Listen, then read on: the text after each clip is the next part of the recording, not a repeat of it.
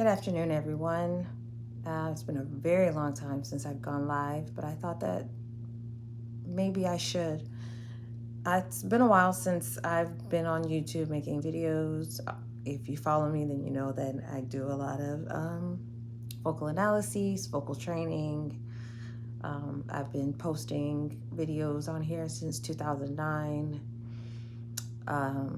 And this is my largest platform with, I think, about 45,000 followers right now.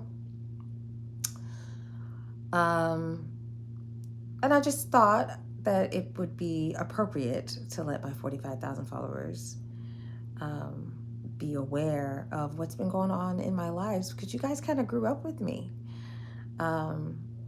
So I have been going through a health challenge for the last 3.5 months. And it has completely changed my life. And that is, I was diagnosed with stage 2 breast cancer. I want to say May 26th of this year. It was completely shocking. I was 39 years old at the time. I turned 40 July 4th of this year. So basically I found a lump. Not found, I feel like the lump found me. It was so big. And I just kind of felt like, okay, this is weird. This is huge. I need to go see what this is. And that was earlier this year, and I did. And then I had to wait 2 months for a mammogram. And I was like, okay, if this is cancer, it's growing inside of me. Now I'm getting paranoid. Got the mammogram, and they said it's a less than 50% chance that it's cancer. Let's do some biopsy. I walked into the biopsy. The surgeon doing the breast biopsy said, you may not have cancer. This doesn't look like cancer to me. Well, he called me 3 days later.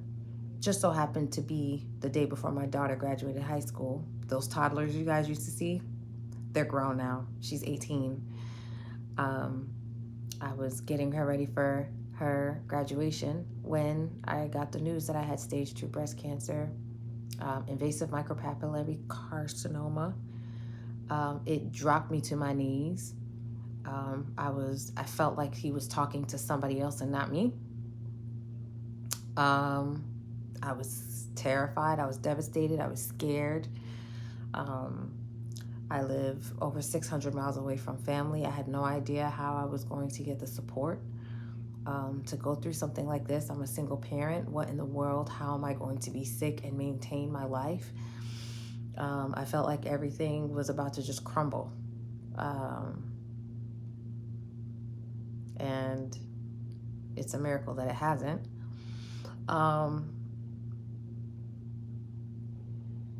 And so I hadn't even really told my family that I had gone for a mammogram or a biopsy. So it was just completely shocking to my entire family and my friends to learn that I had cancer.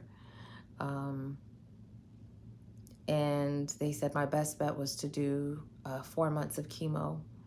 And it was going to be the toxic kind, because this was an invasive cancer. So they said, this is going to be toxic. This is the one that's going to make you sick. This is the one that carries all the risks. This is the one that makes you lose your hair. And I was so devastated about losing my hair. My hair was so long and so pretty and so red. I had invested so much into it.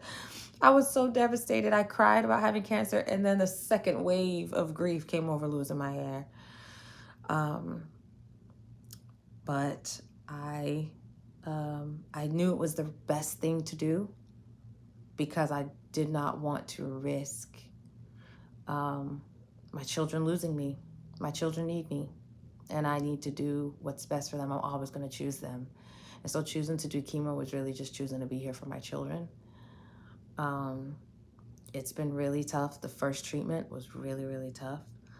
They have all the meds up to the highest that they can go. And so you're experiencing all of the side effects. It was really, really bad. It was really bad. It felt like the Twilight Zone. It felt like my heart at any point was going to stop. It felt like I was just in hell. Like I was sleeping and waking up and still just as tired and in just as much pain. And then, you know, my tongue swole, my lips swole, I couldn't talk, I couldn't eat. And then I had this incredibly debilitating back pain for days on end. And then when all that eased up, I caught fevers and I ended up in the ER. And there's just so much pain that comes in associated with chemo. Sometimes my nerves act up. I get tooth pain, headaches, back pain. And this pain lasts for days. But God has been gracious, and I can tell you why. Because I knew that I was getting this job since last November to work at the University of West Georgia, and I called them really to give them an opportunity to find somebody else because I knew I was about to go through cancer treatment, and I didn't think it was fair to put them in a position of hiring me. And they completely rallied behind me and said, however we can support you, we're here. And they've been beautiful with accommodating me while I have done my best to always be there. So in this process, you know, I'm almost done writing my book. Oh my gosh, I'm so sorry. There's a thing called Chemo Brain. What's the name of my book? The Vocal Bible. My book is called The Vocal Bible. I'm almost done with that. I have started doctoral school. So I am working toward my doctorate in music education. I have decided I want to be a full-time professor. I'm really excited about that. My daughter is still doing great in gymnastics. There's just so much. I have 2 kids in college right now. My son is doing dual enrollment. My friends, I have a village of people that truly love me, and it makes me feel like the seeds that I have sown are harvesting right now in regards to the relationships that I have fostered over the course of my life. Some people I've known a very short time, and some people I've known a long time, but the amount of people that have just had compassion for me, oh no, I'm gonna cry. And that God has put me on their minds has been such a blessing. My mother has come up every time I've had treatment, and if she saw that I was really sick, she stayed. However much longer I needed her to stay. You know, when she goes, I have a local, you know, village that says, okay, is your mom gone? What do you need? I am incredibly blessed. The temptation is to ask, haven't I been through enough, or why me? But I honestly have to say, everything that I have endured up until this point was self-imposed. So I can't blame God for any of my other struggles. God knew this was coming, and he has carried me through in such a beautiful way. My last treatment is October 19th. And I'm so grateful. I'm so grateful for having had this journey. There's still more. I still got to get a double mastectomy. I still, you know, the treatment's going to be over the course of a year, but I'm doing the toughest part right now, which is chemo. And God has healed me in so many ways in these 4 months. He has healed my heart, my mind in so many ways because I have focused on him. I focused on being his. I said, God, more than I want to be healed, I want to be yours. And I just threw myself into the word of God and into asking God to not just heal me of cancer, but purify my heart. And I can see all the ways that he's healed me. And he's just carried me. And so I just wanted to jump on here and officially make a YouTube video.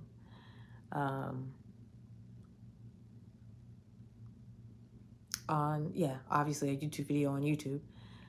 I wanted to just officially make a YouTube video on this platform to let you guys know what is going on and to say thank you for all of your support. Thank you for still loving my videos, still watching my videos, still sharing my videos. Many of you follow me on Instagram and Facebook, and you leave your encouraging messages. And if I start reading these comments, I am going to lose it.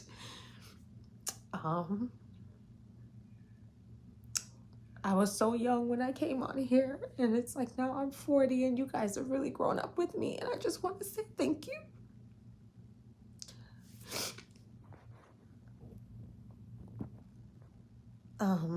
I can't read these comments. I can't right now. So, you guys have a wonderful rest of your weekend, and I guess I'll update whenever I get the strength, but keep me in your prayers. We're getting through this. All right. Oh my goodness. And I just so happen to be doing this during October, which is Breast Cancer Awareness Month. So ladies, don't wait to get checked. I was lucky. I got it early. It's stage 2. It's curable. So get checked.